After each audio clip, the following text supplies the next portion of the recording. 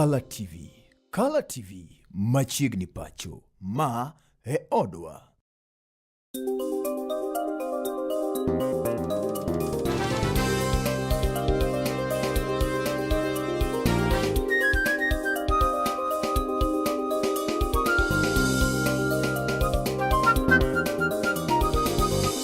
Ineno Color TV. Color TV machiegni pacho ma e odwa.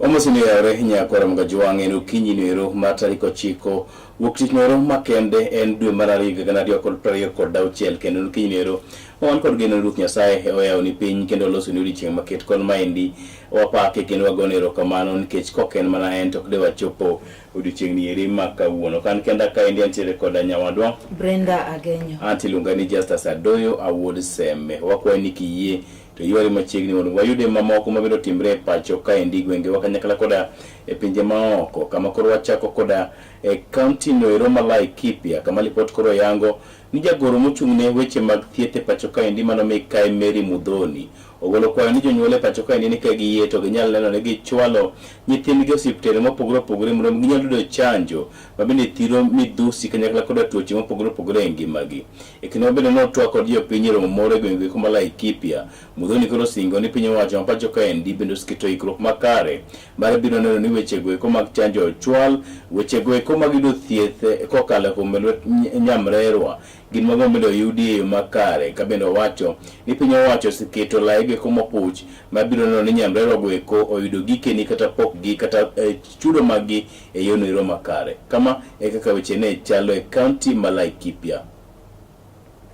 We are talking about protecting our children through immunization. Munapeleka watoto wenu chanjo? See, that is protection. Because when you call a child and you embrace that child, you are talking about really protecting that child. But when we talk about it in the health aspect, tunaangalia kitu ya kwanza, immunization. Wale watoto wote wako hapa nimeona wengi wao wako chini ya miaka 5. Please protect them by taking them for immunization and for vaccination. As you heard from our colleague, this team was in Nyamira a couple of weeks ago. We were in fact led by Kare in Eldoret on Thursday. Agencies engaging citizens directly, explaining what it is that government agencies are doing so that the citizen can be better informed and we can overcome the negativity created by those who want to confuse the citizen with the Bende kawadhi nyime eni ogai maduond buch siasa mar DCP kendo mane en jalup kere pacho ka eri migosi Rigathi Gachagua koro to wuok oko mar chiwo sir mare kendo chung motegno koda ka gavana ma Kiambu County migosi Kimani Wamatangi mano bang' kane omonji moko kuom kuondene mag timo ohala kane oloso odiochieng'no manyoro migosi Rigathi Gachagua okwedo malich mokalo monj makamago mabende koro to wacho ni omakore koda ka wechego mag siasa maricho madhi nyime e pacho ka. Esijenogo bende gavana ma Kirinyaga County Mikae Anne Waiguru kane loso ogolo kwayo makene ne jotelo kowuok e gwengego mag Mount Kenya mondo mi oyie oriwre kanyakla mar neno ni gibedo motegno ka giikore ne yiero maduong' mabiro e higa mar 2027. Pale kwa biashara ya gavana Kimani Wamatangi wakaharibu hiyo mali. Kimani Wamatangi ni mtoto wetu na hata tukubali aangaishwe kama tuko. Na kama Kimani Wamatangi kuna makosa amefanya tuambie yangu siendi upande ambao hauna mwelekeo. Sisi tumesema kama watu wa Kirinyaga na pia viongozi. Uhuru mwenyewe ndo alituambia 10 yake 10 ya Ruto. Ruto amefanya 5. Mimi nawahisi kama watu wa Mount Kenya mulipe hiyo yake. Tuseme hivyo tena, mnachagua nani? Tupi? Hapo ndio msisahau, tarehe 26 mnachagua nani? Tupi? Chama UDA, ndio Barabara ya Isiolo Madogashe Mandera iko kuendelea.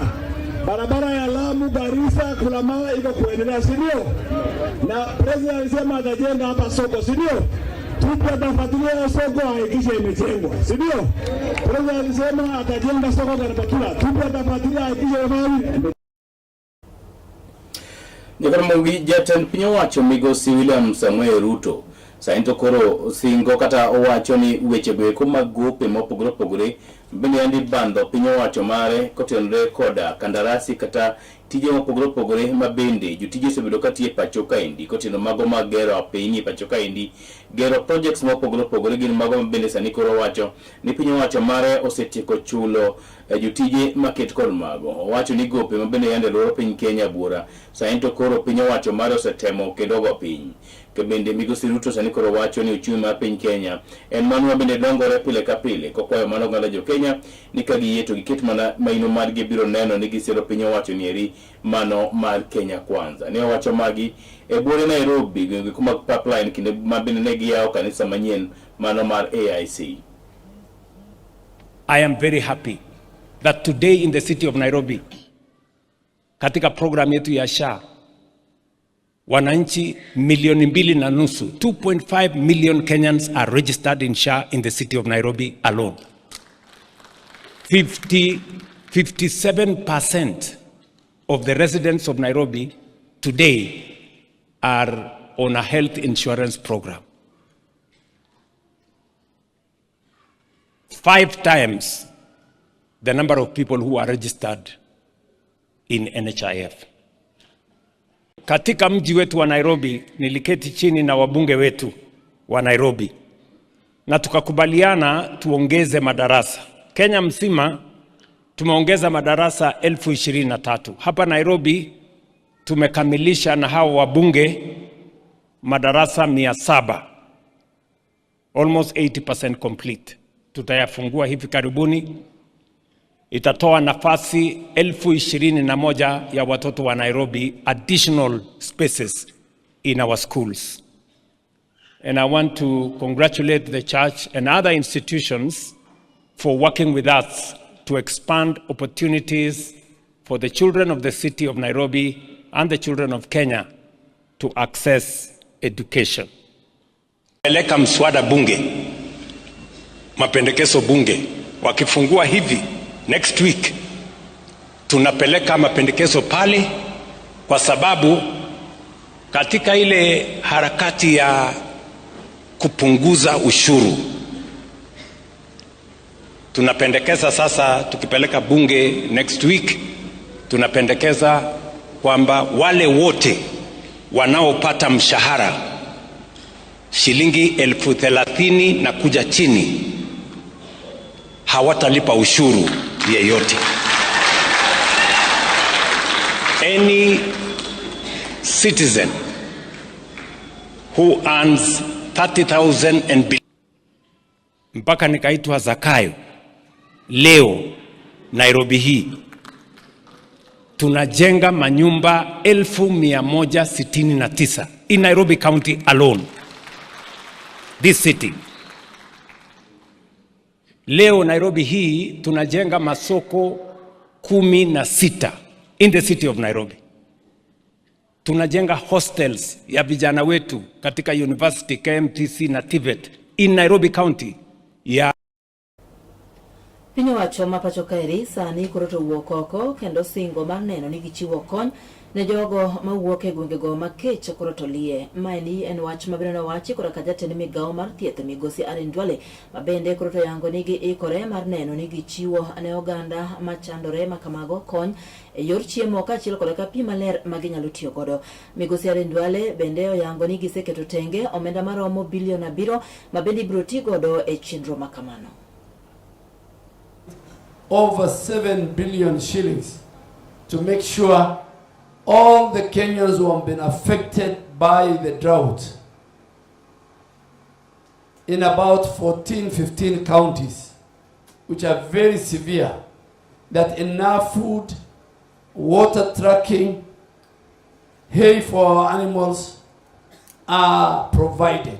And I have seen my colleague, the minister in charge, and the PSS in charge going around the country to make sure that government, national government intervention, we will upscale it, we will raise it with the government, but we also want to ask our county governments, development partners, philanthropists, private companies, all of us to join hands to make sure that no Kenyan is lost because of the current drought. So our county government has a very big role to play. The national government has done and is doing all that it can. And now I want to add the private sector, the business community more so. During this month of Ramadan, we must come to the assistance of our people. And government will not abdicate its role. I want to assure you, particularly under the leadership of President Ruto. Unajua wale watu wanapiga Ruto ni sababu moja tu. Wanasema mbona unagawa rasilimali ya nchi ya Kenya? Why are you distributing the national cake fairly?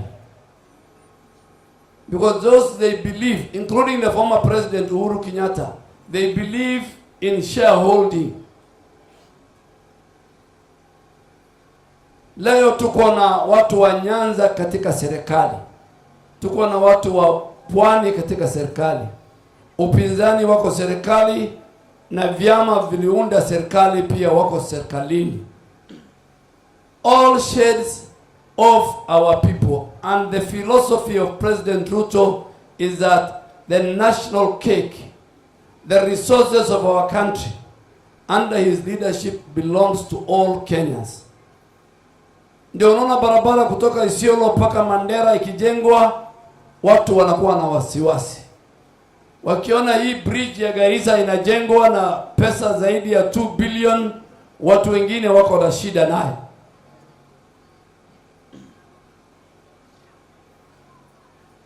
Na hakuna shida. 2022 ulikuwa na project Mr. Uhuru Kenyatta. 2027 tena naona uko na project ingine. Hakuna shida. Vile tulishinda 2022, hiyo project pia tutashinda. Walimu wameingia katika bima la afya la SHA.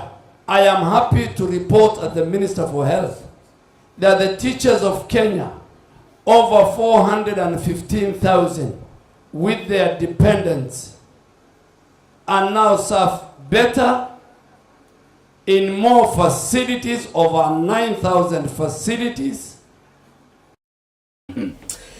Nyabara mugi chinro mar dano ne jatend piny owacho mapacho ka ende migosi William Ruto obiro bedo jatend piny owacho mapacho ka tielo mar ariyo en mano mabende sani koro idhi nyime kod dhiro malich mokalo anyato imbo mar piny Kenya e kinde gi kima bende governor e county ro mano ma Bungoma migosi Kenneth Lusaka kanyakla koda jalupne migosi Ayub Savula sani koro dhi nyime mar godawe malich mokalo ne migosi William Ruto anyate gwenge giweko makono e kinde mabende ne gitwa kod jopiny Eromore County ne Roma Bungoma migosi Lusaka kanyakala koda Savula sani tukoro kwa mane jatend piny owacho machon mapacho kaendi migosi Uhuru Kenyatta ni koyie to thegre koda ruogruok mag paro mamoko sani koro dhi nyime e don duche sano e romo mar ODM jotelo goeko okwayo migosi Uhuru Kenyatta ni koyie to oriemb mana thoche e patine noero kendo ne mana ni othegore mabor mokalo kod ruogruok goeko mabende yudore don duche sano e romo mar ODM.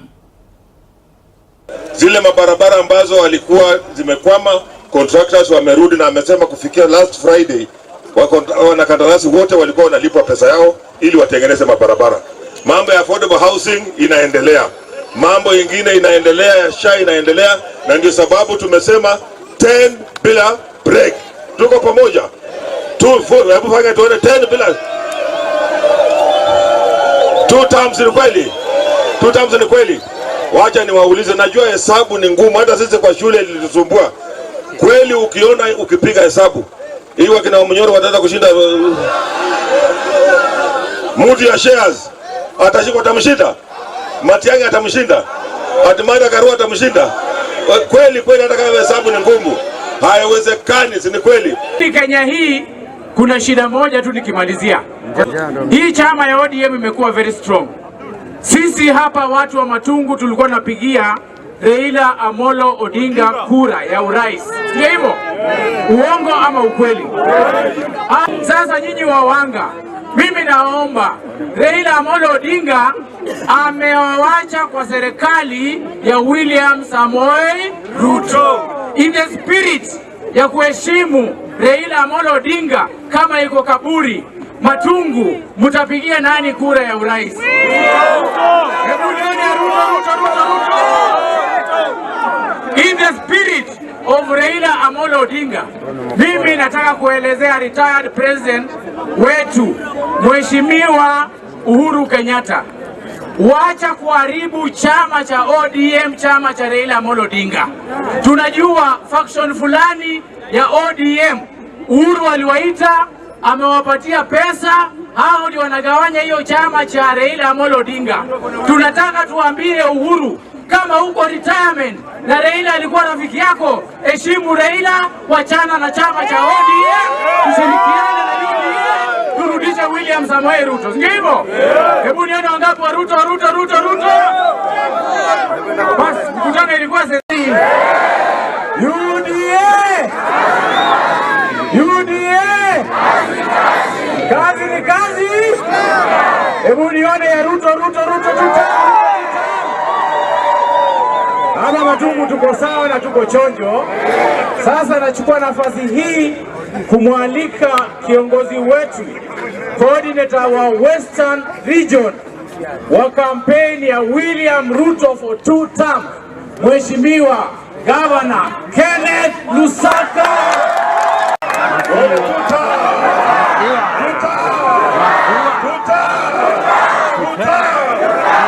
Basi vile mmeambiwa, mimi naongoza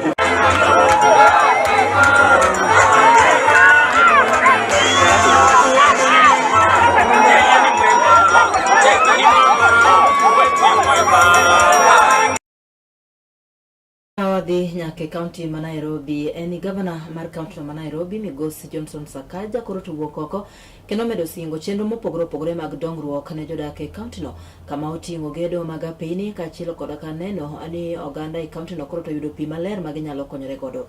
Jatelo ne loso kamano bang' ne yuoro e nyasi mar alam e kanisa no mar AIC ma Pipeline Bure Nairobi.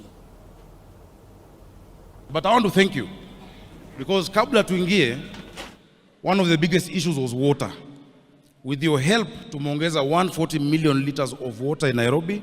Saizi tunakuomba tufanye Maragwa 4 and Northern Collector 2, it'll add another 200 million liters. People will tell you they have improved the amount of water coming into the city. Ukitusadia na hiyo, in Ngedu we lose 30 million liters every day because of the filtration system. It's only 5 billion, that one program. It'll add us another 60 million liters. Maragwa 2 itatongezea 140 million liters. Sorry, Maragwa 4. And Northern to ili mambo ya maji Nairobi ikuwe a thing of the past in terms of the shortage of water. Your Excellency, I want to thank you because you've given us a partnership in terms of roads. Na ya mwisho ni ile mambo ya Green Nairobi. We have worked with you, we have figured it out. We have now awarded the tender to our partners who are going to come and work with us. Na wewe umesema utaniongezea 4 billion a year in that process because the city must look like the capital and it must be clean. We produce 3,000 tons every day, every single day. So sometimes when you do piecemeal interventions, kama juzi niliona ukule Mudhuru watu tumeleta lori, imechukua leo, but in 4 hours it is full. Isn't it Kwenya? Inarudi. But this holistic approach that we've taken to even produce recycling, na tumepata sasa 400 acres kule Ruai, to do recycling, to do waste to energy, is what will solve the perennial problem instead of quick fixes. Bende neno ka Sakaja Sanikoro wacho ni piny wacho setemo kendo neno ni weche go komaga pei ni kanyakla koda pi maler ochopo ni oganda jo Kenya. Iparo ni mano adier? Anyalo wacho ni piny owacho temo kar nyalogi, lakini pok gichopo kama owinjore mane gisingo ne jopiny. But maybe wanya wacho ni pod ker kaachiel kod piny owacho mare ne kanyo gi higa achiel mar neno ni gichopo kare singo gi duto. Jakoro mogi pachi nang'o onego bed ni piny owacho ni eri kinene bineno kosetimo mago mabende ne osingo ne oganda jo Kenya koso pod ng'oyo koso nitie kaka onjire odhire matek mokalo par ni nyalo cholo note maket kod magi live mago mag tudruok manyasani Color TV live kanyo Facebook, Twitter kata X kanyo Color TV, YouTube kanyo be wantiere Color TV. Ne ni cholo note gieki mondo manyal nono gi bang' weche gieki mabiro man kanyo nyakol moga jwang. Piny owacho mar Migosi William Ruto osetemo manyalo mar neno ni dongruoge ochope gwengewa koso ineno ka pod thimba nyakol moga jwang. Kopogore koda weche maket kod mano en ni jagoro duond busiasa mar ODM mano Migosi Edwin Sifuna kanyakla koda jowetegi mamoko mabende neno ka jogo eko mobalo kod duond bura achiel no mar ODM koro nodhi nyime kod chwalo wechegi mag siasa gwengego kata e imbono ero mar piny Kenya ka bende ne gikalo kuom achiedh nade mopogore. Ibiro paro ni gavana e kaunti no mar Siaya mano Migosi James Bobag Jorengo nyo kegne malich mokalo kod jopiny mabende wuok e kaunti neno ero kinde go kuma bende notemo wuoyo mopogore koda dwaro mabende duond busiasa no ero mar ODM sani koro chwalo kotendegi koda ogai margi mano Migosi Oburu Oginga. Josi ago kokoro ne okwedo rengo kane gikone ni kene giluongo mana nying jatend piny owacho mapacho kaendi mano Migosi William Samuel Ruto. Kata kamago egwe kuma gimo mar Kenya kama kaka weche ne odhi. Mwisho, mimi kama katibu mkuu wa chama nilikuwepo pale wakati ambapo tuliandikishana mkataba wa mambo 10 na chama cha UDA. Hiyo mkataba haikukuwa ya kuanzisha coalition na chama cha UDA na inasema hivyo hapo ndani. Jambo la pili, hiyo mkataba iko na signature 2 peke yake. Ya kwanza ni ya Ruto, ya pili ni ya Mheshimiwa Raila Amolo Odinga. Nataka niseme hapa kama wakili, we did not provide for any extension of that agreement. Na date ya mwisho ambayo ile kamati iliteuliwa inafaa itupe ripoti ya mwisho ni tarehe 7 mwezi wa 3 mwaka wa 2026 chini ya siku 30 kutoka leo ambapo naongea. Kama mtu anaota ati ataenda kuandika extension ya hiyo mkataba, lazima aende Bondo aulize baba Raila Amolo Odinga ampe hiyo idhini ya kuextend hiyo mkataba. Kufikia sasa hakuna kitu ambayo wamefanya kwa hiyo mkataba, na wengine wanatuambia tuandike mkataba ingine na UDA. Kama hawezi heshimu mkataba ambayo baba Raila Amolo Odinga mwenyewe amesaini, mnafikiri ataheshimu ile Uhuru amesaini? Ataheshimu ile Uhuru amesaini? Kwa hiyo ati sisi ODM hatuwezi tukatoa rais, hatuwezi tukatoa deputy president. Mimi nataka kuwauliza leo, huyu Sifuna si ametosha?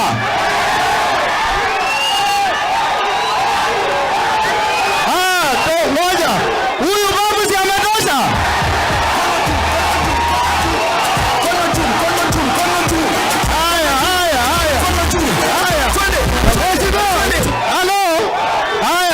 Orengo si anatosha?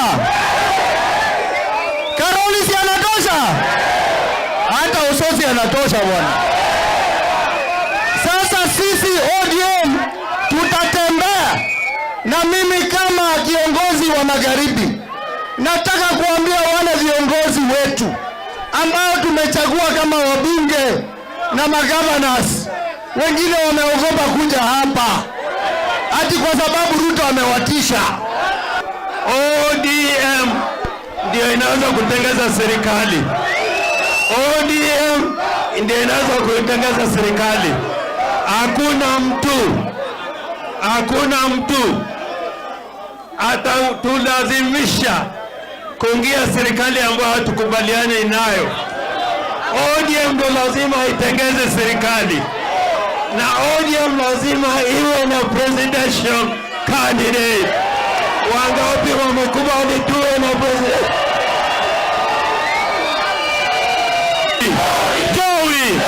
Sasa saa hii tumeanza na hii haina reverse gear. Tukitoka Busia tunaenda Kakamega. Tukitoka Kakamega tunaenda Vihiga. Alafu tunaenda Bungoma. Alafu tumalizie Trans Nzoia. Tukimaliza tunasimamisha rais wa 6 wa Kenya. Muko tayari? Muko tayari? Wale walikuwa wanaita baba sai, wale ambao walikuwa wanaita baba mzee wa kitendawili, wanaita Sifuna ati kijana wa Munyoro. Wale walikuwa wanasema baba ni mzee, wanasema Orengo ni mzee. Wale ambao walikuwa wanasema baba hana sera, wanasema babu hana sera.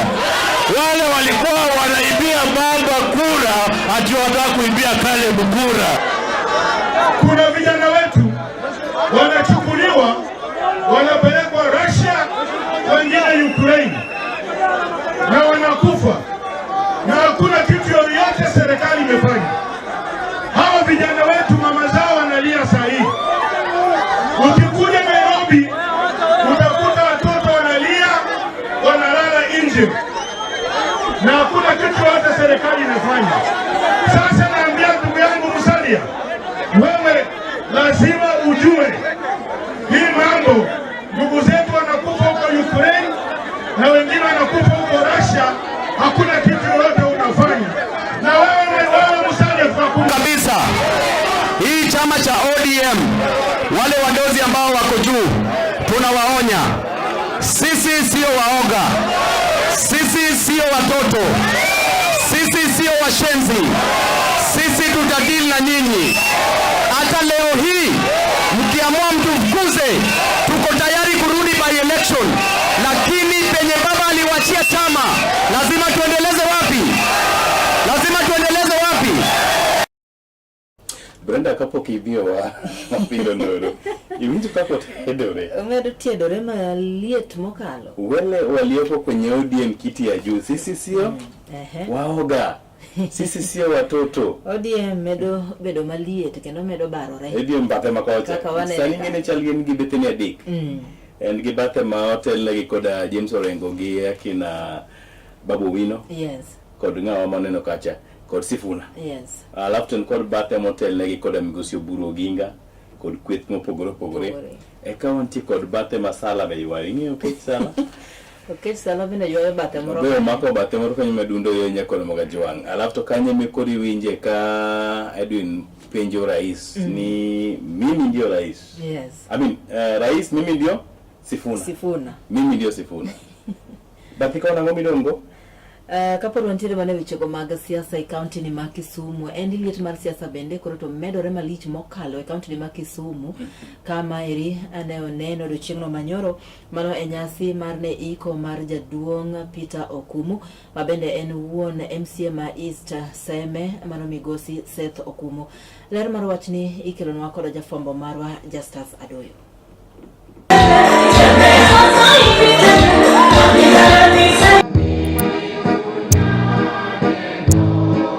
Lwasi mar siasa e kaunti neri ma Kisumu en mano mabende koro dhi nyime kod bedo mapek kendo mamalo malichie mokalo.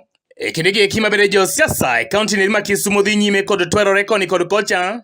Ka bende ma ndikro ne onenore e lela e kinde iko. E kinde iko noero mar wuon MCA noero ma East Seme Ward mano Migosi Seth Okumu. Migosi Elisha Jakoraro en speaker e kaunti ma Kisumu. E Kisumu County ka ng'ama biro bedo governor ema ja Kisumu County. Ng'ama dhi bedo governor ema ja Kisumu County. Koro kik wabed kod ywaruok sama campaign nitie. Alo, winja gima wacho ni kanyo. Kik wabed kod ywaruok ni igori gi nyawadu ma support ng'ama chielo. Nikech igori kode to joka to romo kendo go mbaka. Dogneno ka Mheshimiwa Rosa ni kacha kendo go mbaka gi Dr. Willy. To in to samoro idwa gori gi nyawadu tikia ng'ama dhi bedo ng'owa governor. Kata kamano Migosi Speaker Jakoraro koro ni nyiso dwaro mare mar kao kom noero ma Kisumu West. Kanyo mabende ne osingo no dhi chwalo malo jod bura masani ma Kisumu West mano Mikai Rosa Kinyi Buyu kom noero mar governor. Watim campaign gi muolo ki support ng'ati mitimo ng'owa miyero. Kaka an ka wuok ta wacho ka pile ni an kaka ja Kisumu West wabiro gi Rosa Kinyi buye mesa miwacho wach mar Duol mabende no sir machiegni mokalo kod jod bura achiel nogo ma Kisumu West mano mikae Rosa Kinyi buyu kabende ne okwayo joling'o ombulu e Kisumu County ni gibiginen mariek. Kisumu sani ema ji koro ringe. Pesa iluongo gi nyinge mopogre opogre. Pesa moro iluongo ni delaru. Pesa moro iluongo ni dola. Ata dhaka onge pesa. Anawacho na biro mana gi gima iluongo ni chak kende. Mane gima biro go. Nikech ang'eyo ni chak ema nyalo pidho kata nyathi matuo. Chak nyalo pidho Nyakach. Chak nyalo pidho Nyando. Chak nyalo pidho Kisumu East. Chak pidho nyaka Kisumu Central nyaka Kisumu West. Kendo chak pod dong mipidh Seme. Duol mabende ne onyier malich mokalo kod jalup gavana e sirkand kaunti ma Kisumu Laktar Matthew Ochieng' Owili. Tie gimoro mana winjo ga chon ni motuo wuondo manumu. Motuo wuondo ang'owa ne wadho wago abale nam. Koro motuo leo to manumu onimo. Mane gima spika wacho. Spika dwaro kom mar Kisumu West. Koro thuolo mare pile na nodhir mama. Ni mama dhi adhiya. Ni si dhi adhiya. Ni dhi adhiya i ruedhi ka. Ni dhi adhiya i ruedhi ka. Oyo. Ana wacha oyo. Kabende kinde twak mare kinde iko maket kod mano migosi Owili koro wacho ni oganda jo Kisumu koro kik nene anena oikore malich mokalo mar biro bede kom nero mar gavana. 8 years 10 years with all the opportunity nitaweyo mwaka bedo gavana mar county ma Kisumu. Ng'ama wuondo omiyo nimejipanga kisawa sawa. Kom mar gavana mar county ma Kisumu niko ready, umesikia? Niko ready kabisa, mkosikia, umesikia?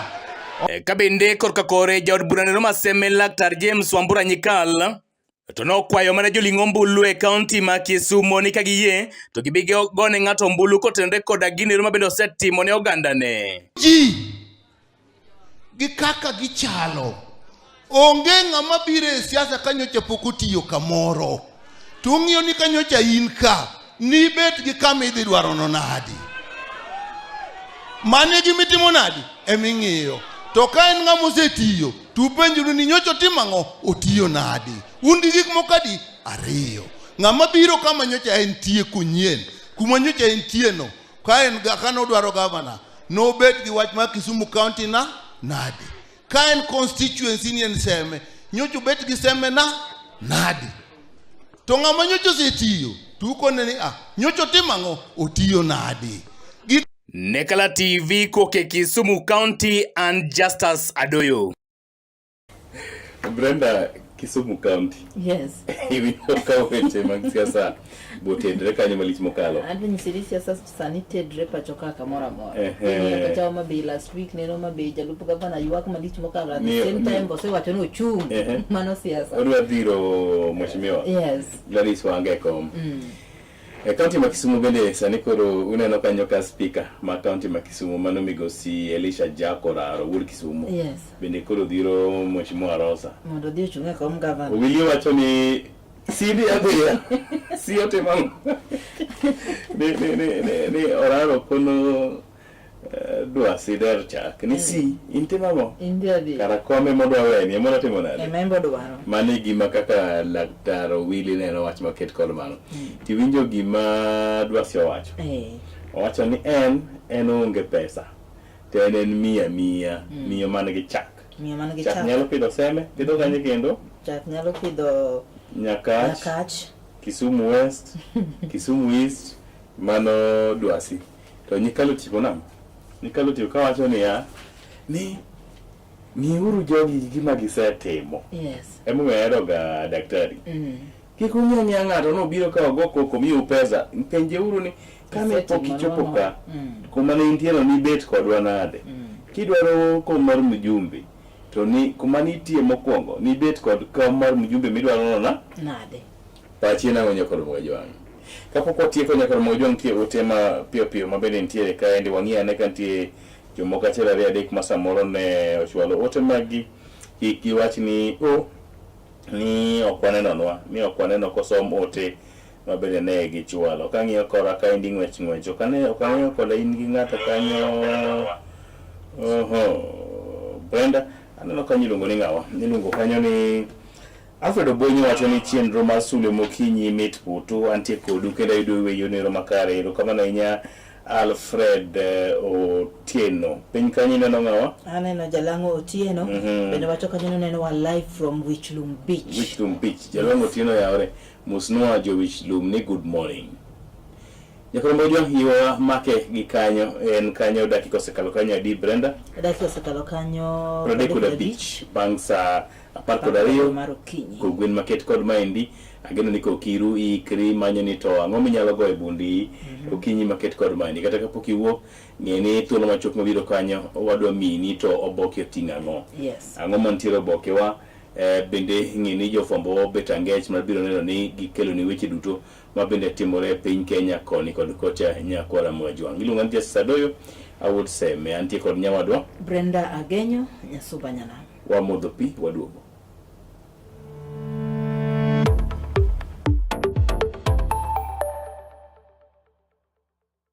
Get ready to elevate your business and any other commercials when you advertise with us. We are not just a channel.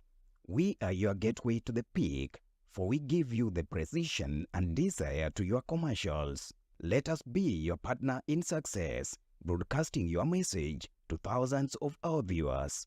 Contact Color TV today and let's make the magic together. It's enough to make a grown man cry, but not this man. Get back in there, tear. Tok yudo thuolo mar ng'eyo mathoth kowuok kuom jopuonjewa e sikunde ka iduogo pacho, warwaki kod chenro mamit molosi mana ne in iwuon mar kweyo pachi kaka nyathi. Chenro mar bang' sikul chakore saa 10:30 mamidhiambo nyaka saa 11 mamidhiambo, kama iyude sigana, wende manyasani kaachiel kod machon, kaachiel kod miel motimo cathedral ma bende mori kaka nyathi. Bang' skul, chenro manigi mor lilo ne nyithindo duto. Color TV, machiegni pacho ma e odwa.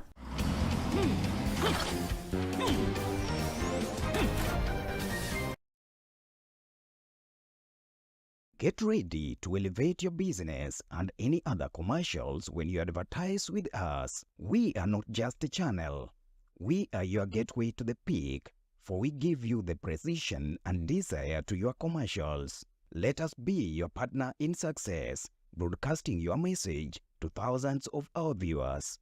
Contact Color TV today and let's make the magic together.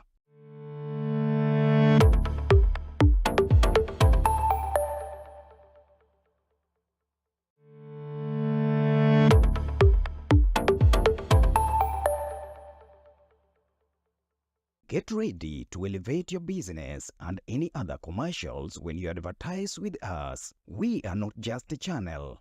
We are your gateway to the peak, for we give you the precision and desire to your commercials. Let us be your partner in success, broadcasting your message to thousands of our viewers. Contact Color TV today and let's make the magic together. It's enough to make a grown man cry, but not this man. Get back in there, tear.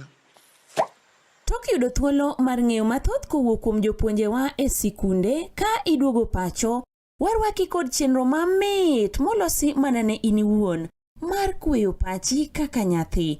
Chenro mar bang' sikul chakore saa 10:30 mamidhiambo nyaka saa 11 mamidhiambo, kama iyude sigana, wende manyasani kaachiel kod machon, kaachiel kod miel motimo cathedral ma bende mori kaka nyathi. Bang' skul, chenro manigi mor lilo ne nyithindo duto. Color TV, machiegni pacho ma e odwa.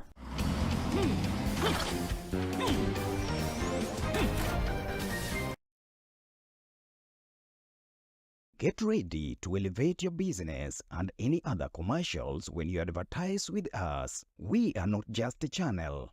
We are your gateway to the peak, for we give you the precision and desire to your commercials. Let us be your partner in success, broadcasting your message to thousands of our viewers. Contact Color TV today and let's make the magic together. It's enough to make a grown man cry, but not this man. Get back in there, Tia. Tok yudo thuolo mar ng'eyo mathoth kowuok kuom jopuonjewa e sikunde ka iduogo pacho, warwaki kod chenro mamit molosi mana ne in iwuon mar kweyo pachi kaka nyathi. Chenro mar bang' sikul chakore saa 10:30 mamidhiambo nyaka saa 11 mamidhiambo, kama iyude sigana, wende manyasani kaachiel kod machon, kaachiel kod miel motimo cathedral ma bende mori kaka nyathi. Bang' skul, chenro manigi mor lilo ne nyithindo duto. Color TV, machiegni pacho ma e odwa.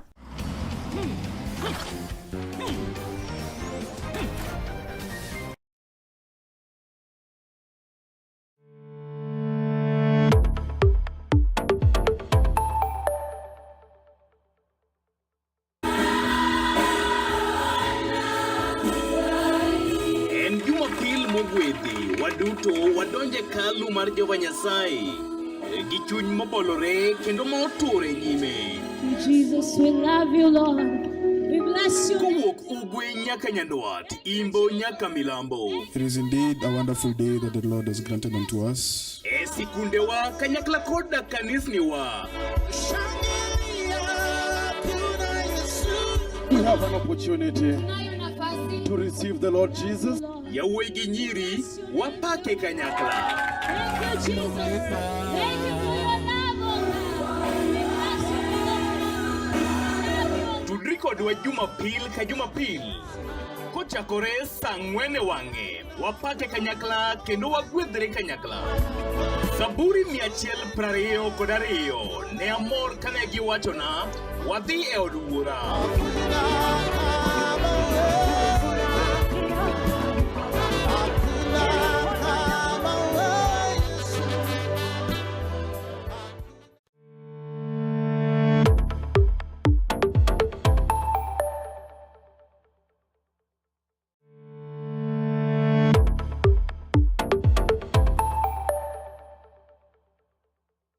Get ready to elevate your business and any other commercials when you advertise with us. We are not just a channel. We are your gateway to the peak, for we give you the precision and desire to your commercials. Let us be your partner in success, broadcasting your message to thousands of our viewers. Contact Color TV today and let's make the magic together. It's enough to make a grown man cry, but not this man. Get back in there, Tia. Tok yudo thuolo mar ng'eyo mathoth kowuok kuom jopuonjewa e sikunde ka iduogo pacho, warwaki kod chenro mamit molosi mana ne in iwuon mar kweyo pachi kaka nyathi.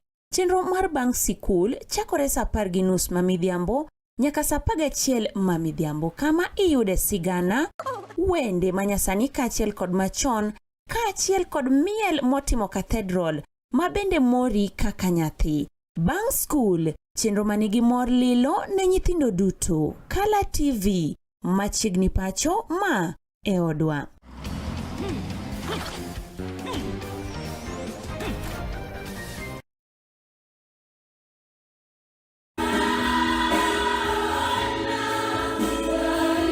En Jumapil mogwedhi, waduto wadonje kalu mar Jehova Nyasaye gi chuny mobolore kendo moture nyime. Jesus, we love you, Lord.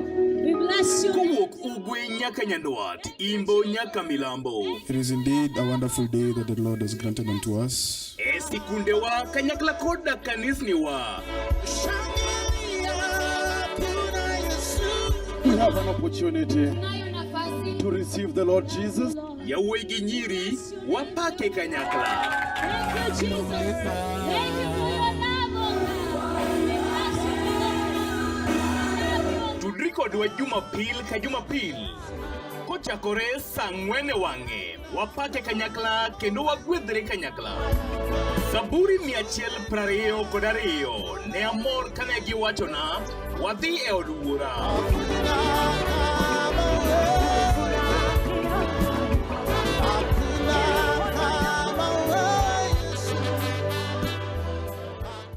Get ready to elevate your business and any other commercials when you advertise with us. We are not just a channel. We are your gateway to the peak, for we give you the precision and desire to your commercials. Let us be your partner in success, broadcasting your message to thousands of our viewers. Contact Color TV today and let's make the magic together. It's enough to make a grown man cry, but not this man. Get back in there, Tia. Tok yudo thuolo mar ng'eyo mathoth kowuok kuom jopuonjewa e sikunde ka iduogo pacho, warwaki kod chenro mamit molosi mana ne in iwuon mar kweyo pachi kaka nyathi. Chenro mar bang' sikul chakore saa 10:30 mamidhiambo nyaka saa 11 mamidhiambo, kama iyude sigana, wende manyasani kaachiel kod machon, kaachiel kod miel motimo cathedral mabende mori kaka nyathi. Bang' skul, chenro manigi mor lilo ne nyithindo duto. Color TV, machiegni pacho ma e odwa.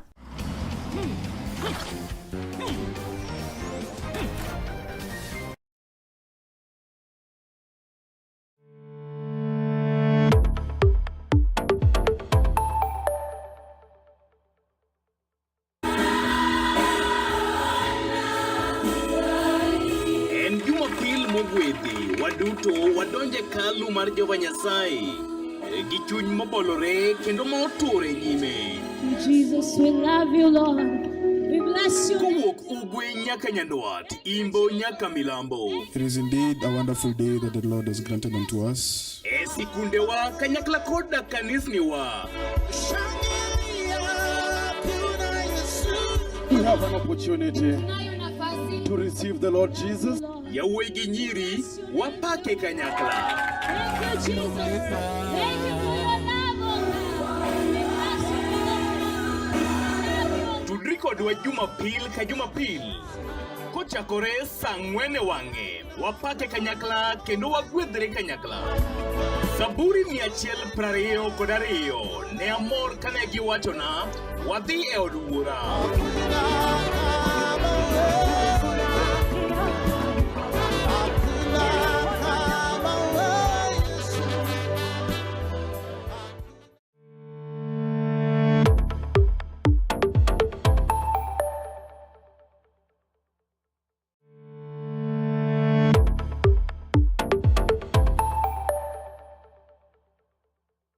Get ready to elevate your business and any other commercials when you advertise with us. We are not just a channel. We are your gateway to the peak, for we give you the precision and desire to your commercials. Let us be your partner in success, broadcasting your message to thousands of our viewers. Contact Color TV today and let's make the magic together.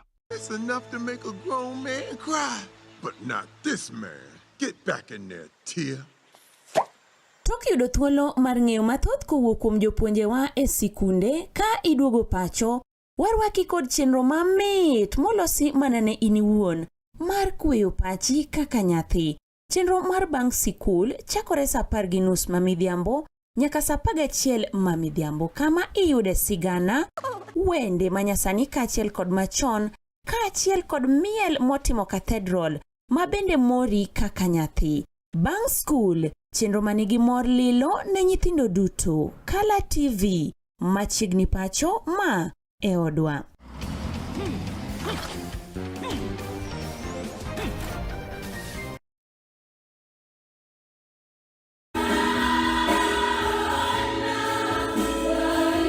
En Jumapil mogwedhi, waduto wadonje kalu mar Jehova Nyasaye gi chuny mobolore kendo motore nyime. Jesus, we love you, Lord. We bless you. Kowuok ugwe nyaka nyandwat, imbo nyaka milambo. It is indeed a wonderful day that the Lord has granted unto us. E sikundewa kanyakla koda kanisniwa. We have an opportunity to receive the Lord Jesus. Yawuoyi gi nyiri wapake kanyakla. Thank you, Jesus. Thank you for your love. kodwa Jumapil ka Jumapil. Kochakore saa 4 wang'e, wapake kanyakla kendo wagwedhre kanyakla. Zaburi 122 ne amor.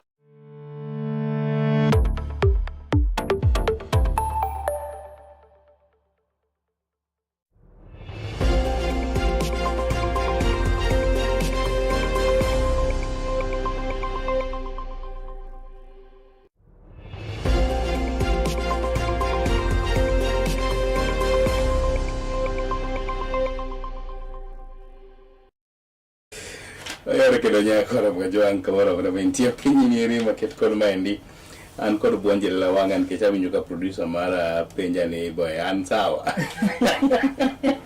una no ka not settled ngeche okanye kumoyo ngoyamba lakini angeni yango ndigi producer mara ngina go kumabole na yeka ko ngini nangi ngini tie report kanyi mone go benioro na kod mwe maseme Dr. James Nikale bro paro ni nyoro nyocha wi juma mokalo nwa penjire kata no wuoyo kode kotende koda weche go kuma thieth abene sani koro ok dhi yone ro makare koro aka break matin ka duogo to wiyo wil kuma we simba mene no ka producer mara ngia mali mani logo ni Elizabeth Anditi iluki era kilunga ni nya japuonj nya madam good morning nya madam imagine go kuma we ero ko nyenye ko mo gajo angilo ngal Justus Adoyo kanyakla koda an Brenda Agenyo Brenda etiloneri marario waroko jo kanya namduto yes kamora mora magintie ni oya mora miwuoke makendo makamaro akili machigne onjo markala TV ero kama oboke chopo kaindi wantie kala ko oboke no ma Daily Nation kanyakla koda mano ma The Standard kapo kwacha kono no gima pio pio jalamu tino no wacho ni oneno wakendo ilo maler all the way from Whichlum Mwalo Usenge Beach all the way from Usenge jo Sieko jo Nyangoma jomani do wat dutote waroko Lwanda Kotieno kanya waroko wecheno ni eri mano mara Kala TV mano moya go penyo kinyeri market kod maendi Sulwemokinyi nyakoro mga juang kiwuok Siaya County obed Nyadorera intiere Bondo intiere Usenge intiere Ugenya intiere Ugunja kure kendo mantie Siaya County Siaya County ang'eyo kanyo kendo maga Alego Usonga Bondo Town Nyadorera turgi Musa Juma ginye tumbe Musa Juma yes gwengwe kuma Nyadorera warwako kendo wamoso kanyo ni good morning uchie unade nyikwara mga joang Kisumu County ageno nochie maber kata kamano Kisumu County wachiwo kod buok midio manyo nyithindo di nyithindo 4 owetongi magi kubuke familia achiel mane wach maliti miwuoro wach maliti mabende piny norugo dichieng' manyore county neri ma Kisumu kama report koro yango ni nyithindo moko 4 mabende wuok e familia achiel nowito ngimagi bang' kane gisegado adila kama ne gigoye abal kut moro kata kanyo mabende ne ogolie maram kata kamano pod okodine gwenge go mag Kanyakwar Kisumu Central Sub County Kisumu County ruoth makono ne oyango report maket kod mano ka gisani to ringre nyithindo go eko okane kar ringre jomonindo mano ma Russia luongo ni Jaramogi Oginga Odinga Teaching and Referral Hospital kule ni mochari yes kuma giwe watimo mosainya ne familia no ero kendo en wach maliti gelit ma pod kodwarona angeni sani ka idwa tim nonro ni idwa tim nonro idwa non ngama no kunyo bugo to kuumo ngama no timano na winjo ka jafombo moro ne wacho ni burno semonyo ji mang'eny kendo wacho ni oromo kendo romo mano ken mokuongo mokuongo masira machalo kora kamano timore kae gwengwe kuma Kanyakwar yes kendo winjo ka giwacho ni enough is enough mondo mikoro piny owacho ajato mar county ma Kisumu owinjore ne gima inyalo tim kik wachak powinji report ni nyathi kata ng'at moro maduong' owito ngimane e kar kwari no jo Kisumu good morning Kisumu West Sub County kiwuok kama seno kanyo iridri chopo Lela bang' Lela tichopo daraja 2 iridri Mwalo nyaka Ojola ikalo Chulaimbo tiridri nyaka Kisian tidonjo kanyo airport paundege tichako donje boma tidonjo kanyo Kamas tidho malo Kisumu Boys Roundabout good morning jo Kondele jo Nyamasaria jo Nyalenda jo Manyata Mambo leo bentie malokocha. Yes. Konde ang'wen duto ma Manyata bingegi. Kona maji, kona mbuta, kona kona mbuta. Kona mbutinge, kona maji. Kanyo tete konde duto ang'wen ma Manyata. Omoso duto no yawre Urukinyi Market kod Maindi. Jokolwa Kolwa madiere, Kolwa mabathe, Omoso duto Kisumu East nzima. Good morning, wageno nuru eyone makare. Manade. Yes. Jomoroni oyawre uru kamora mora mauntie. Joseme ya kodongo. Joseme bende kikidong chien. Puto. Bila moro manyicho ginecha. Osemaki. Wacha. Olo kocha. Bila manyicho mecho. Olo kuniseme. Olo kuniseme. Domo na maholo. Kikitudo iku. Olunje Kisumu West. Ni Kisumu West. Sub-county. Okay. Mano kwa mheshimiwa Rosa Akinyi Bui. Wachuka Rosa wachokanya ni NN Chak. Lilo. Lakini ana pesa lakini ni maziwa. Ni maziwa. Jibro madhe chako ni kwa kocha. Exactly. Enti marach ka obila mabendo winjire rito ganda jo Kenya. Yes. Woko ni koro mayo jo Kenya githuon. Ema koro tiyo koda masin mare. Mare inyo jo piny. Tim magwen kuro. Tim mawalaani. Kabisa. English wacho ni we rebuke. We rebuke ndo kwedo malichu mokalo. Strongest terms possible. Obila wabedu joma beyo. Ang'eni ubeyo, thoth ubeyo, tachiel mane ugo eko, odone mondo mi ukol gi oko. Onge ko obila nyalo wuok holo kendo chomo gwenge eko mabondo, sub county mabondo sia county. Yes. Kendo dhi monjo ja Kenya machodo mana kuot. Eko yud gima keta no. Gima keta do. Kik tim kamano. Kendo wadwana ni obila no ero kaune okang' mageri moloyo. Kolure kod dwaro mar chik. Wakwedo. Okang' mano. Mamado. Di kwedo wachna diyo. Akwedo kabisa. Wachna kwedo okang' mamalo. Weekend ni kendo wach mane mano komori? Mani neno kata mano omori? Weche tong'eny. Sadi bed ni chuok. Sae matin. Mo timore weekend ni eki. Kara kamano wadhi fuonogi. Ero kamano. Kaka wadhi nyime. Ite mokwongo mar Daily Nation kigo wang'i ijafwambo en ang'o mikwongo neno kanyo? Ano kanyo ka Daily Nation wacho kanyo ni who cares? Mane wach magimiyo pek. Ng'ama dewo. Mane penjo, en penjo maduong' ni who cares? Ng'ama dewo. Koro king'iyo kanyo. King'iyo kanyo nitie obok buora ma osebed kindiko koda od fwambo ni mano mar Daily Nation. To kendo gino boko ma king'iyo weche mane gimiyo pek gina weche go eko mag mibadhi mopong' waneno kanyo ka 11 billion looted from SHA. Waneno kanyo mystery supplier to get SHA billions. Exactly. Hist, rogue hospital exposed. Scandal of 22 billion youth job projects. Yes, secrets of MPs, bribery scandals. SHA equipment plan cartel, like say the host team. One face behind 17 billion fuel. Inside Kenyan secret money printing bills. Bursary scandals. KEMSA paid firm 870 million in a rush. Fake bill cost NHIF 700 million. Yes, oduro kabisa. Adani linked SHA hospital system fails. Revealed driving school scandal. Who cares?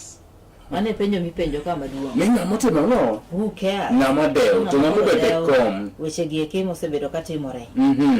Koro king'iyo kanyo Daily Nation wacho kanyo ne is it that Kenyans have resigned themselves to fate, no longer care, or that grand corruption has simply become a way of life, given the muted reaction to multi-billion shilling graft exposes.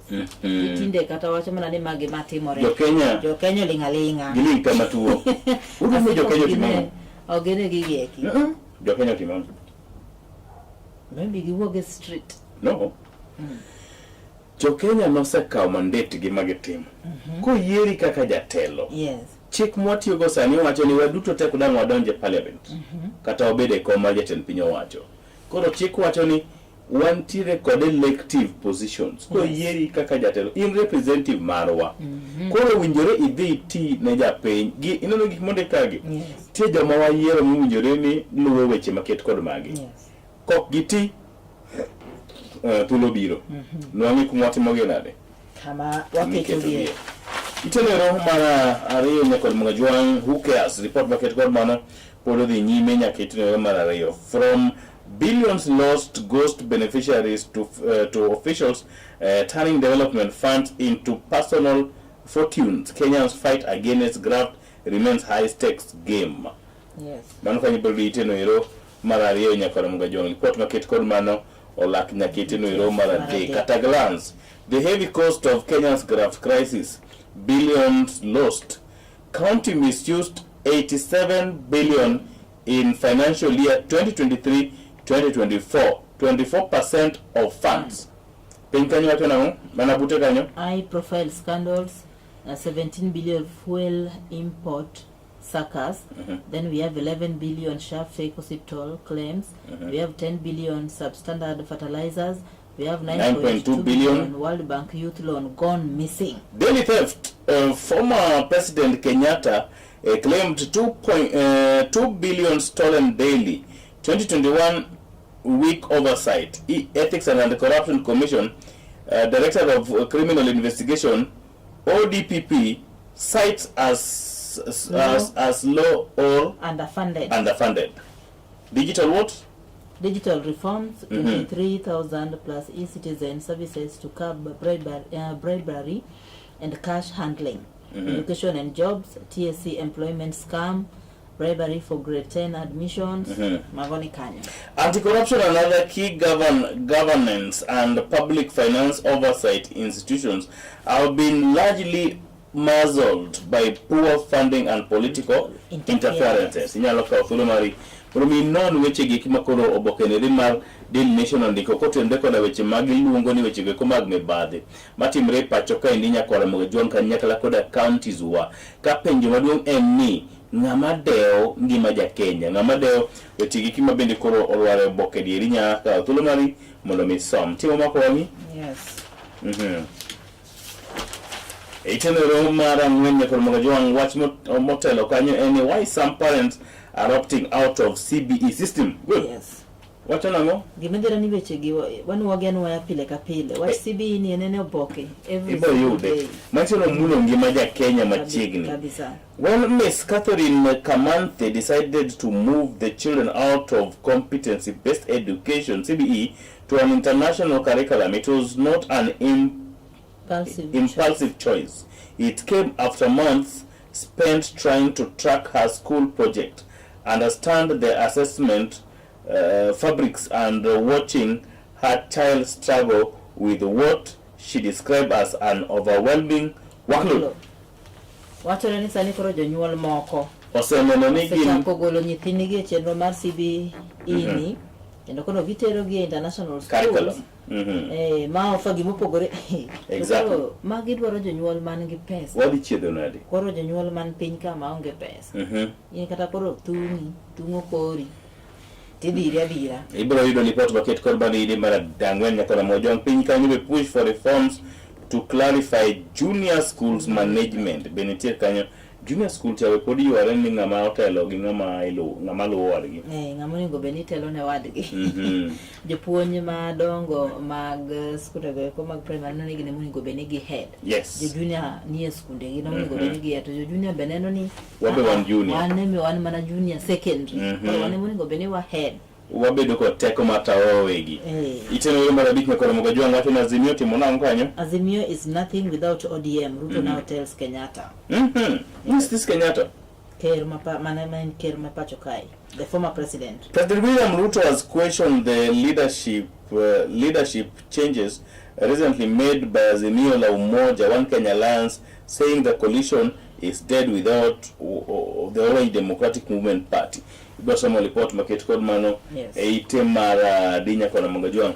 Eite nwero mara abich bodo report market code mano. Ite wadi mbele kanyo ti lendo manti uke county ni Roma Kisii. Nyeri utulo mari mulo mingi non kati yud lendo market code mano. Ite mara auchiel beneti lendo motim kanyo kod piny Kenya in the Environment and Land Court at Milimani Law Court, Woodley Estate Matter. Inyalo somo kanyo. Do report mano ngal kod do.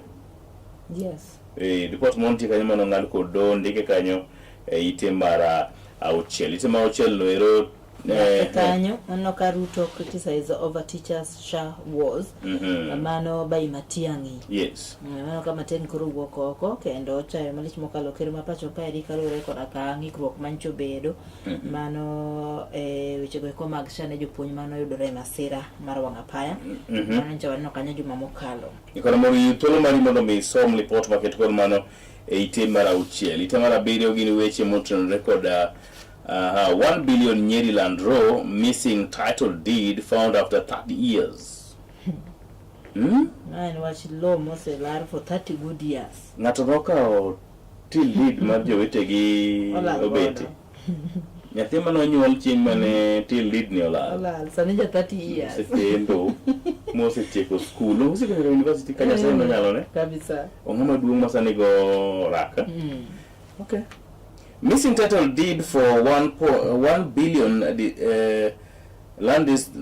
dispute land in Nyeri has resurfaced after 30 years, marking a crucial development in a protracted court battle over a property. Manibro somo eite mar bedo kanyo titipo kanyo mar former Nyeri MP Nderitu Gidua. Yeah. That was in the Rito Gastago. They look at those. So, report market call Maranya for Magajuan. Ite mara boro and Washmano. Ite mara boro and Kanyo chaos as KMTC student killed by stray bullet. Oh. Mano was Manotim in Nairobi. Mano mio Jopino walk or Kendo Bagongan. Yes. How stray is a bullet? That is the question. Good morning. How stray is a bullet?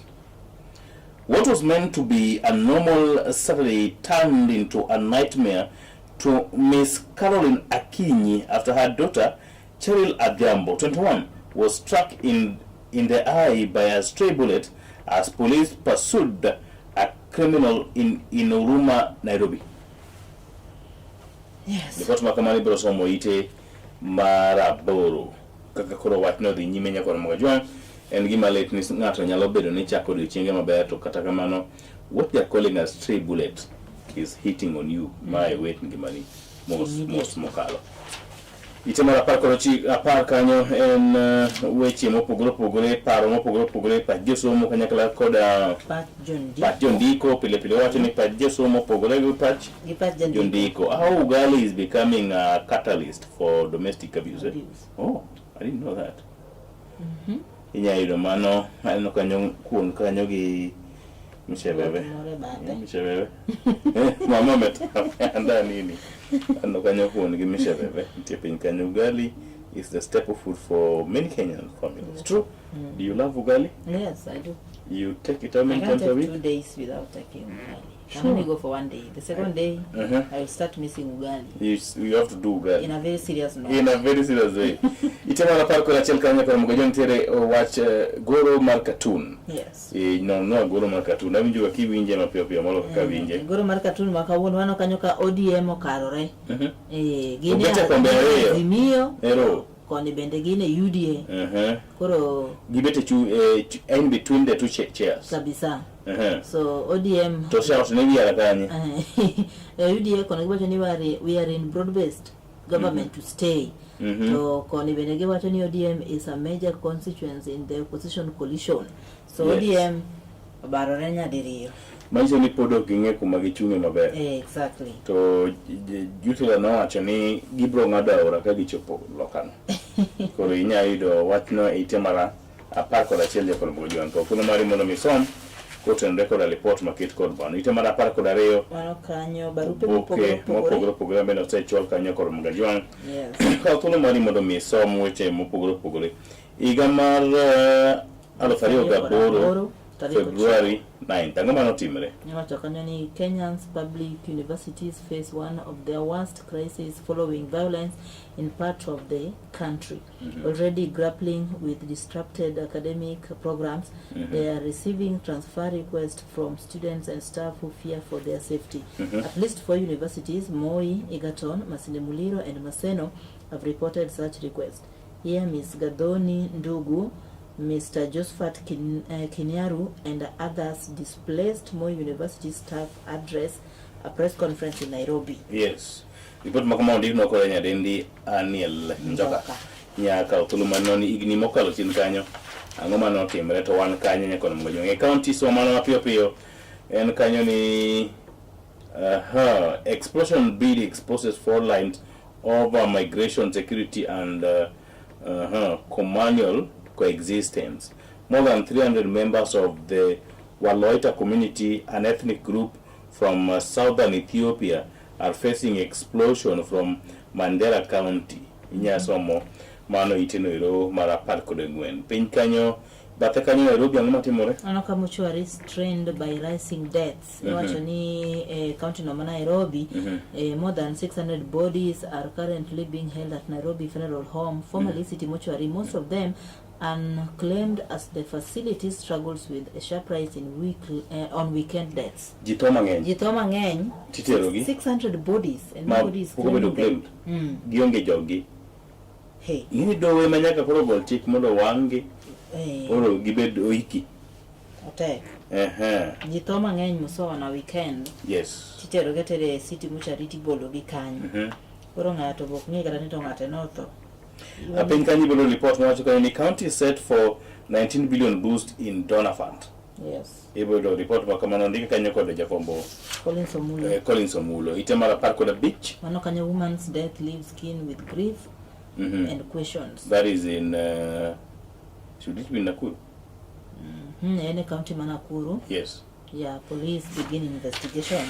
You told me mono mikao report market call mano ite mara par kod abiri para kod auchiel en weche moa pinje maoko. Ethiopia accuses Eritrea of backing militants.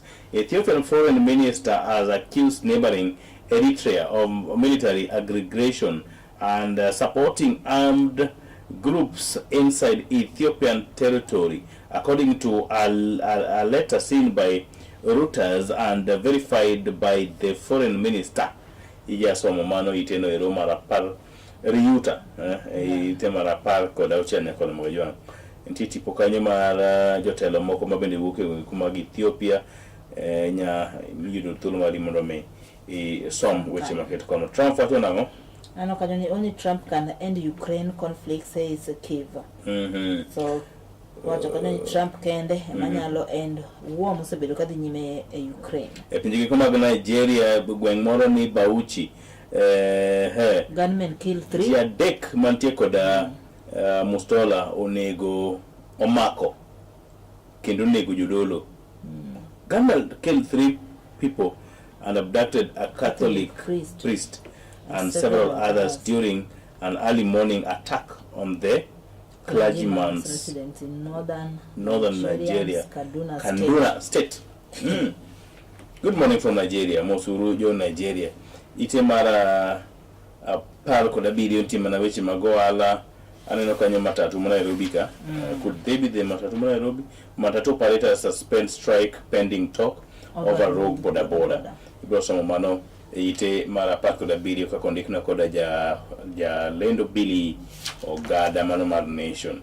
Chinese companies Kenyan farm bag 3.9 billion Talanta Roadtail mano bentiere ite mara par kod ite mabalang oboke mabalang tire kanyo tire ainya haneno kaka uno ng'iewo weche go ko mag tuke nyalo tulo mari mondo mi inon ni to ang'o motimre kanyo nyakoro magajuang ite mara adi ite mara 20 weche go ko mana motenore koda weche go ko mag dusruok biro tire kanyo penji tire kanyo English paper 1 and paper 2 kanya iboy do kanyo kan yathini tie mar 22 kod 23 kaw mondo mi nyathi oyud kaka nyalo timo revision yes itama pro kod ang'wen wan kod gaja meli kod ang'owa kod kwano nyang'iyo kanyo crossword puzzle nitie ite mar 20 kod ang'wen ite mar 20 kod auchiel gin lendo magwelni matindo tindo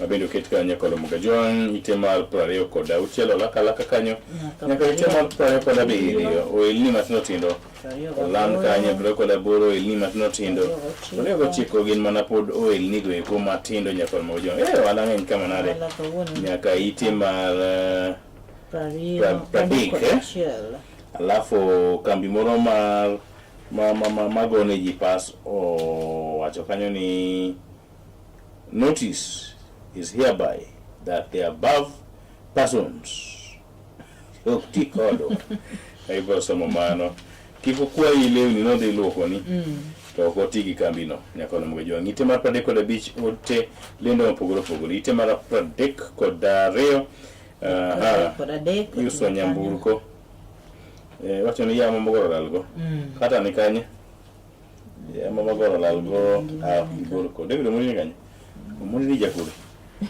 Mundi St. Peter's SDK Church in Bakati, burial to be held on Saturday, 14 that home in Aguenyo village.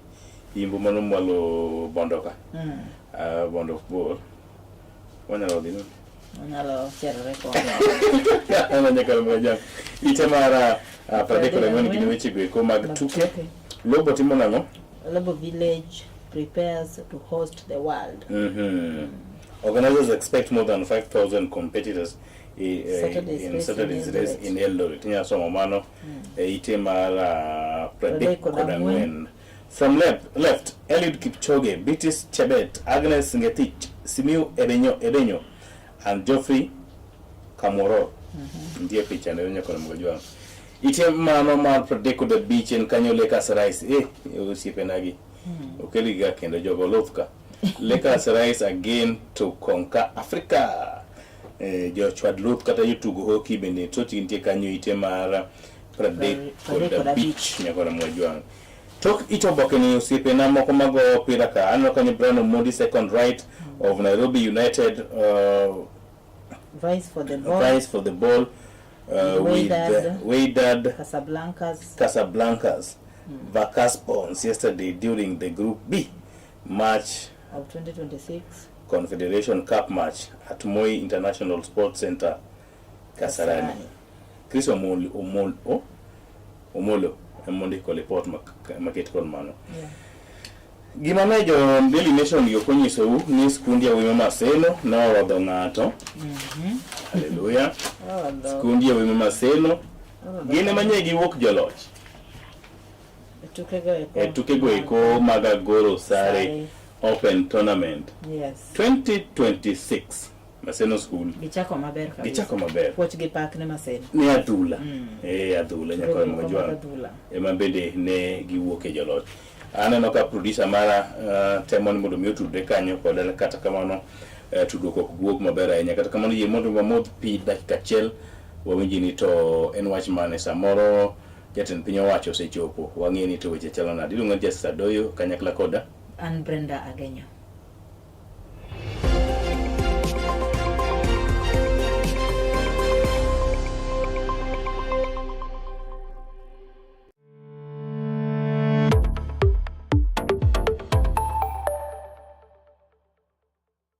Get ready to elevate your business and any other commercials when you advertise with us. We are not just a channel.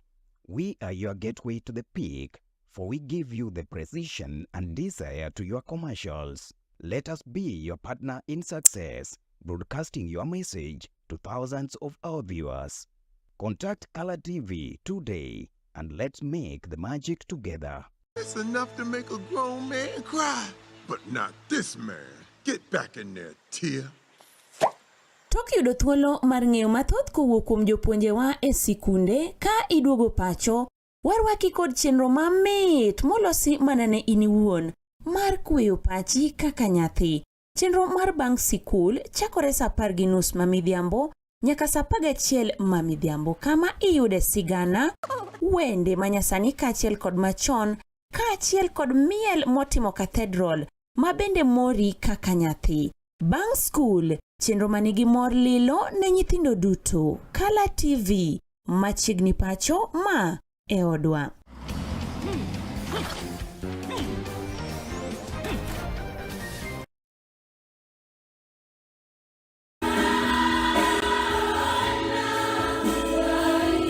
En Jumapil mogwedhi, waduto wadonje kalu mar Jehova Nyasaye gi chuny mobolore kendo motore nyime. Jesus, we love you, Lord. We bless you. Kowuok ugwe nyaka nyandwat, imbo nyaka milambo. It is indeed a wonderful day that the Lord has granted unto us. sikundewa kanyakla koda kanisniwa. We have an opportunity to receive the Lord Jesus. Yawegi nyiri wapake kanyakla. Thank you, Jesus. Thank you for your love. Tudriko dwa Jumapil ka Jumapil. Kochakore sangwene wange. Wapake kanyakla kendo wagwedre kanyakla. Zaburi 122 ne amor kane giwachona wadhi e od wuora.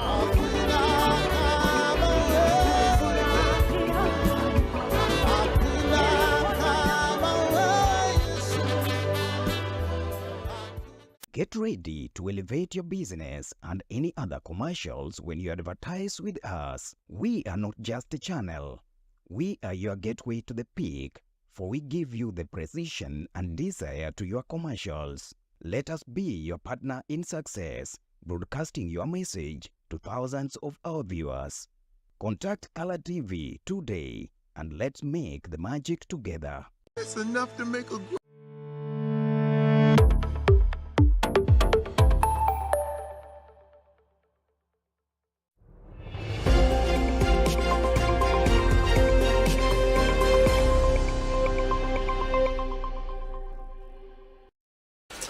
Matini kendo nyakore Mugajuange tielo ni eri mar ariyo mar yudo oboke ni eri mano mar The Standard mabende osemolo kaendi nyakore Mugajuange.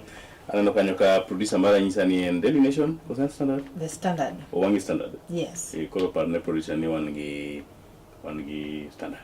Wan oboke no mar The Standard. Yes, Daily Nation ne waseneso. Ne wasetieko. Itemo kwa mar Standard Brenda. Wacha ni season of babes.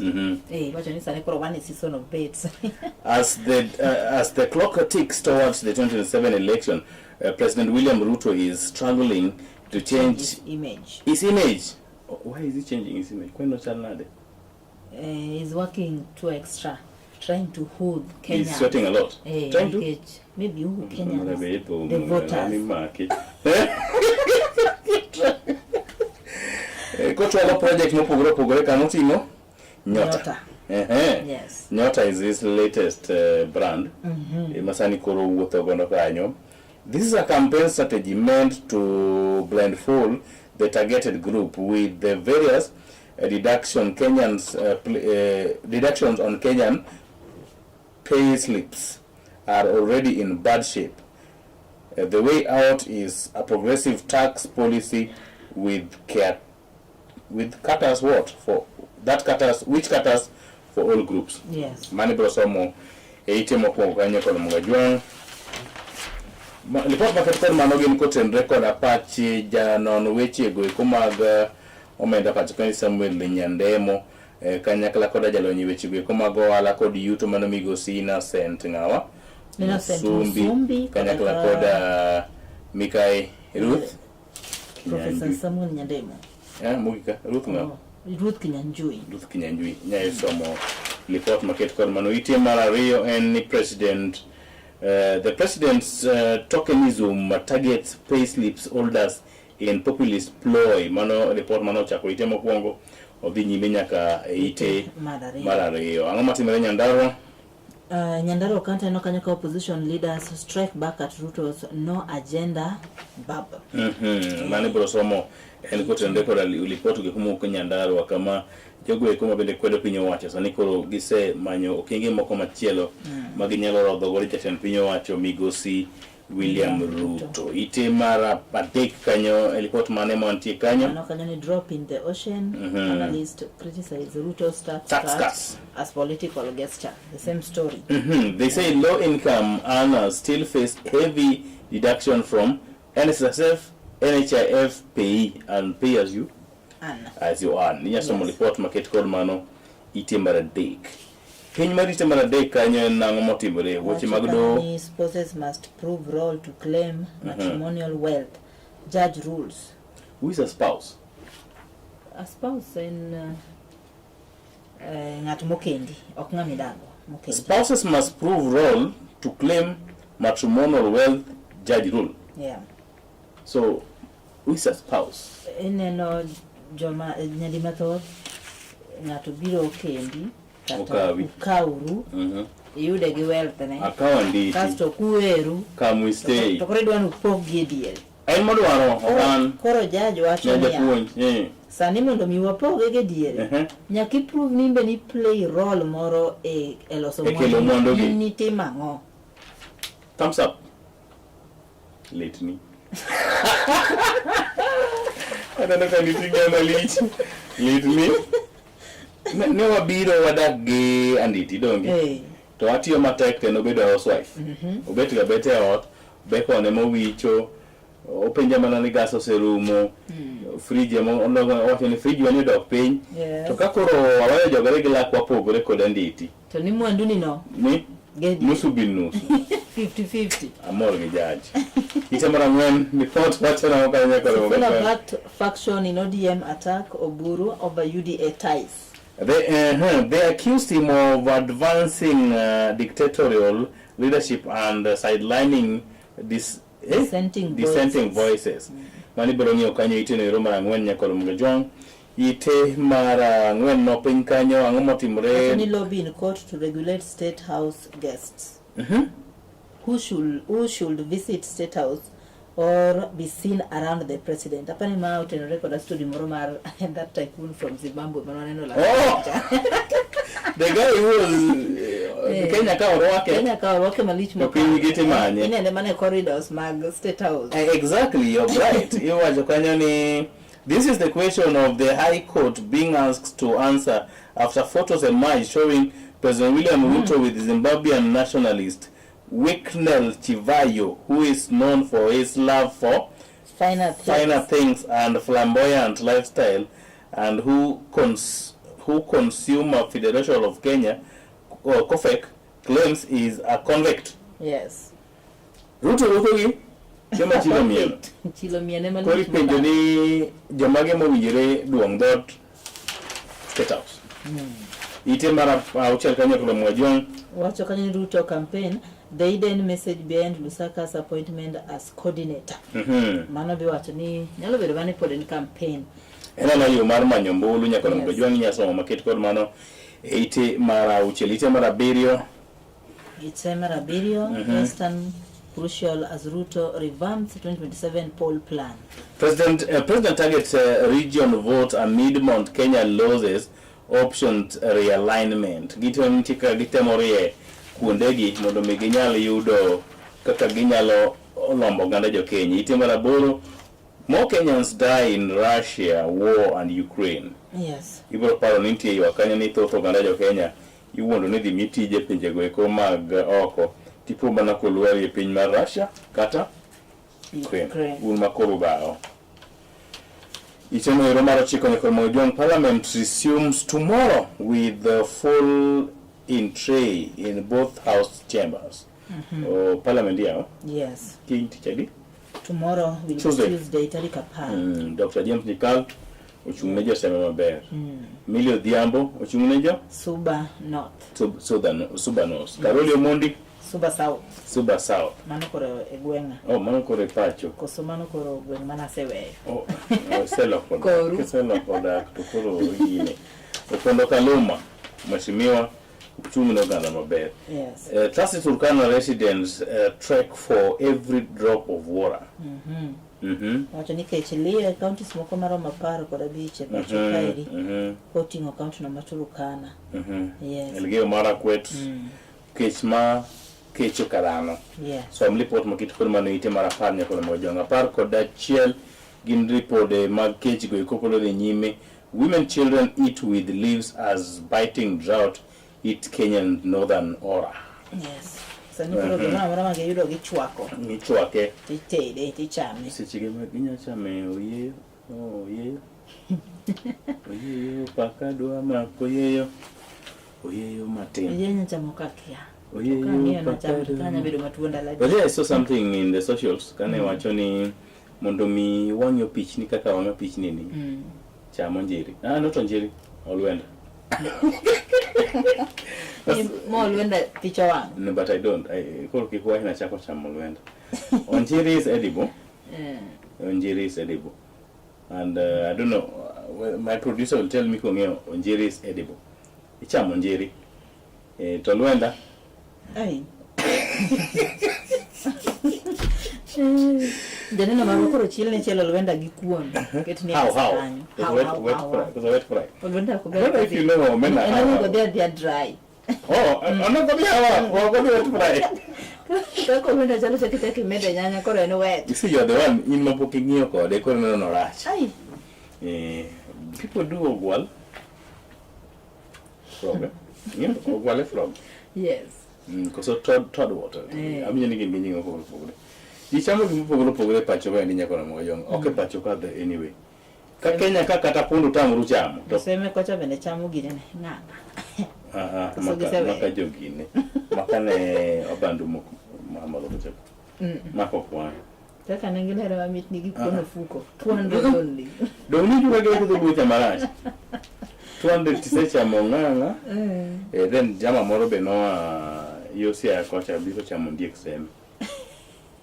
To watch on you penny kal bro nyisi bese fanyeni sema kanye ma hotel e Kisumu County e weche mag sexual gender based violence kendo wachunge na badi namba 1 kichwan keteme to amenyi to gwenge uka to pando ite mara par koda ngwen why Ethicon and IEBC must get it right in 2027. Because you get it right out of the office.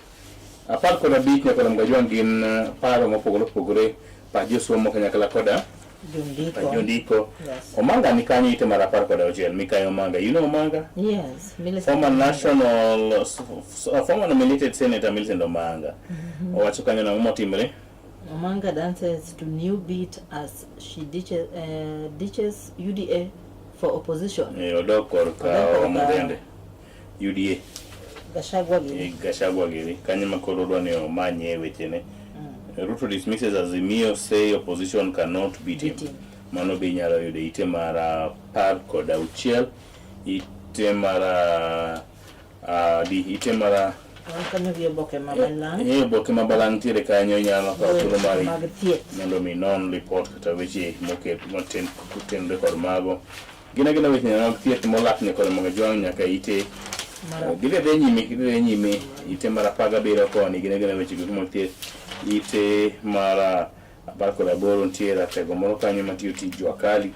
Ka tulo mari mondo mi som report maket kod mano nyakora mga jwang nyalo ka tulo mari mondo mi ingi ite mara parko lo chiko gino weche go mago wala manti kanyo nyakora mga jwang. Ka tulo mari mondo mi non weche go mago ala mabende hored kanyo nyakora mga jwang. Ite mara dik nyalo dhi ari nyime kod ng'iyo ne joka nyanam. Wadhi kanyo ite kapoda manyo report moro ariyo kod ariyo. Wano kanyo ka ute famo mopogore bende oketo chenro gi kanyo. Kaeto ite mar 20 kod adek wan kanyo gi kwan agaja. Kaeto ite mar 20 kod ang'wen wan kanyo gi nyamburko, lendo mag nyamburko kata uso mag nyamburko kachiel kod lendo mopogore. Ite mar 20 kod ang'wen. Yes. Okay. Prario koda ng'wen ite nitie lendo magwel ni matindo tindo. Yes. Prario koda beach. Prario koda magute. Yes. Nitiere kanyo lendo mag ute ne jogo madwaro udi. Mabendo lak nyaka ite mar 20 koda auchiel. 20 koda abiriyo kembe mopogore kanyo. Aneno kanyo. Obe nyaka 20 koda boro. Yes, apodi lendo ni mana kanyo. 20 koda ochiko wan gi wechego mag tuke. Yes, weche mag tuke nitie ite mar 20 koda ochiko. Why young talents are not left behind in money? Minting spree. Inyalo somo mano. Ite mar 30 road to Morogoro. Yes. Morogoro in Tanzania, isn't it? Will last year's champions bear the weight of the crown? Mano kutende koda jongo chinyalo ng'iyo ite mar predict. Ite mar predict koda chiel tuke mopogore nitie kanyo. Marisho High School lacrosse team captain Ethan Bernard left nitie kanyo. Mano tuke manotime gi Kodira. Football fun in Mumia Sports Complex in the national team 2 games mago binyangi okanyo Upper Hills, Evans Bayer left, and Christopher Munene of Nairobi School in the Nairobi Regional Secondary School Term 1 game. Still Mani region, because some baggage to last year. Mwiki Secondary School goalkeeper Bochra Indoso, Mago Benyedo. Follow my money, Imam Linakon Mogayuan, Nite Mara, Pradeco Dario, Mogi Kanyo, and why? Rising starlets are not out of the woods. Imagusi promo kwa makinyo chongika. To chonginyi so kitwe mono kinyo wangi. Ekifo nyene gino wakeini. Yes. Magi brosomo ite no romo gik marobo kenyeri nyakora mogajong. Deko skal kanyo pradik koda ngwen bang sa achielo kingiri market kon maendi. Ngiri bang mato bedo koda wendo, abedo wala nomono atwa go weche gwe kumutende koda weche gwe ko mag siasa mapacho kaendi. Mana migo si alala uduo mabende wadwa twago thuolo machok mokalo mbele ka parni pile ka pile wakelo ni welo gi kimopongore moro bang moro kangoro mokanye sario kod nus wachakwa dhi kelo ni welo mamoko mabende kang'io studio mara adek kocha nyakol magajwang aneno kanye ka gikawo mos girito mana thuolo gi mondo mi gidonji kitwa kod oganda jokanyanam. Iluongo ni Justus Adoyo kanyakla koda Brenda Akenya. Wachakwa time kendo odiochieng' machielo. Wakaw yie machuok.